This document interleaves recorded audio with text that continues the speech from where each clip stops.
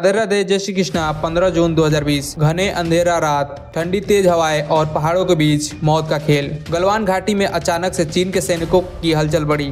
उनके हाथों में न बंदूक थी न ग्रेनाइट, बल्कि लोहे की रॉड और कटीले तारों से लिपटे हुए डंडे। सामने भारत के वीर जवान, एक तरफ कूटनीति और दूसरी तरफ देश की इज्जत का सवाल। और फिर शुरू हुआ खूनी झड़प, जिसमें दोनों देश के रिश्ते का दिशा ही बदल दिया। भारत और चीन दुनिया के सबसे पुराने सभ्यता के वारिस, लेकिन एक दूसरे के सबसे बड़े विरोधी। ये दुश्मनी ना आज की है ना कल की, बल्कि इसकी जड़ें 1962 की युद्ध से भी गहरी है। उन युद्ध में चीन ने भारत को धोखा दिया, लेकिन क्या भारत वैसा ही आज? बिल्कुल नहीं। गलवान के बाद भारत ने चीन को हर मोर्चे पर घेरने की ठान ली, कूटनीतिक, आर्थिक और सैन्य रूप से।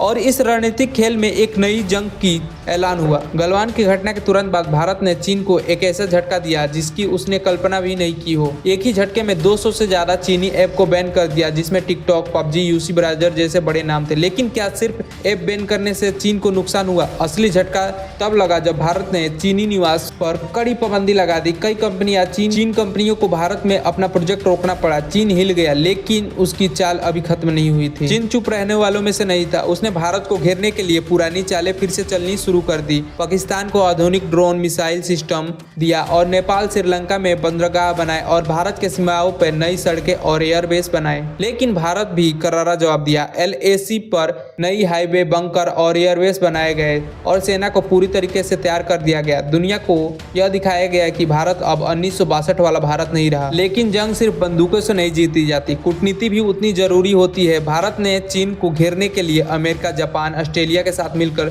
QEAD को मजबूत किया, रूस के साथ नई डिफेंस डील की और फ्रांस से आधुनिक फाइटर जेट खरीदे। भारत अब अकेला नहीं था। चीन के खिलाफ एक नई गठबंधन तैयार हो चुका था। अब 2025 में हालात फिर से बदल रहे हैं। हाल ही में हुई रूस में बैठक में PM मोदी जी और शी जिनपिंग की मुलाकात हुई। क्या ये दोस्ती की नई शुरुआत है या फिर चाइना का कोई नया चाल? भारत और चीन ने हाल की व्यापार और सीमा विवादों के लिए कुछ कागजी कार्रवाई की है, लेकिन क्या यह सच में शांति का पहल है या फिर एक नई रणनीतिक चाल? ये तो समय ही बताएगा। लेकिन एक बात तय है, यह खेल अभी खत्म नहीं हुआ है। अब आने वाला युद्ध सिर्फ हथियारों से नहीं बल्कि AI से लड़ा जाएगा। चीन ने AI बेस्ड वेपन पे अरबों डॉलर खर्च करना शुरू कर दिया था, जबकि भारत अब साइबर सुरक्षा और रोबोटिक युद्ध क्षमता में तेजी से विकसित करने का प्रयास कर रहा है। अगर भारत और चीन के बीच अगली जंग होती है तो ये सिर्फ ना सीमा पर लड़ी जाएगी बल्कि इंटरनेट, स्पेस, AI के मैदान में भी लड़ी जाएगी। तो क्या हम एक नए तरह के वार के मुहाने पर खड़े हैं?